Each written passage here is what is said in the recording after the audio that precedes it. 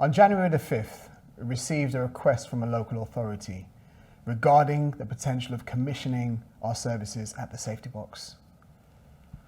This request came after a distressed mother found us through Google searches and found this as an appropriate intervention and thus directed the local authority back to us. We promptly followed up and we spoke directly with the team leader who explained a high-risk situation had surfaced with a child that may be facing gang exploitation and serious youth violence. We sent out the referral form, and upon receiving it back, we discovered that the risk level was indeed very high. Of course, we immediately initiated our own investigation, and we planned to conduct a baseline assessment whereby we would meet the young person. This was paid for by the mother as she felt as though the local authority was taking too long. Upon meeting the young person, it became evident that the situation was even more severe than we initially thought. We discovered that the young person was involved with or had some contact with 3 rival county line gangs, 2 of which posed a direct threat to his life and placed him at risk of serious harm, potentially even murder, considering that he'd already been in front of a very threatening knife event. Recognizing the urgency of the situation, we quickly escalated it and developed a comprehensive support plan. In addition to that, we advised the mother to seek out a Section 20, which would allow the young person to be reallocated outside of the area for their safety. However, to our surprise, the mother told us that 2 social workers deemed this option to be too expensive and suggested considering alternatives such as staying with family, and that would be the last resort of Section 20.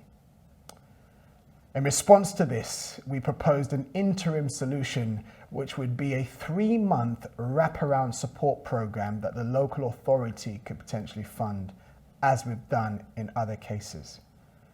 The cost of this program is significantly lower than that of placing the child in care, making it a much more cost-effective option.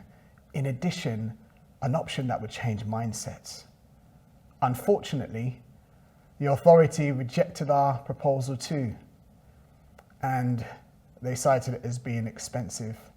That left the mother in a crisis. She broke down in tears, desperately seeking help. Sitting on the phone with her was just such a trauma, hearing her.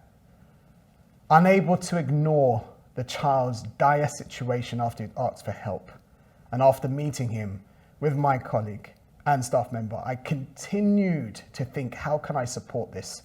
And so that's why I reached out to my network, the PW Foundation, leaders in the community, Father to Father, and many others to ask for help.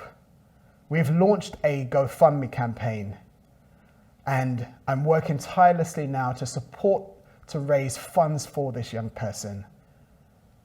Despite all of the challenges that the mother has experienced over the years with the local authority, we've already conducted 3 sessions with the young person, and we're already starting to see a glimpse of hope in his mind. The credible messenger that we've sent, the lived experience, is key to pivoting the mindset. And additionally, we're taking measures to keep him safe and away from the areas where he's at risk of encountering the rival county line gangs and potential harm. This is about safeguarding. This is about really trying to work together.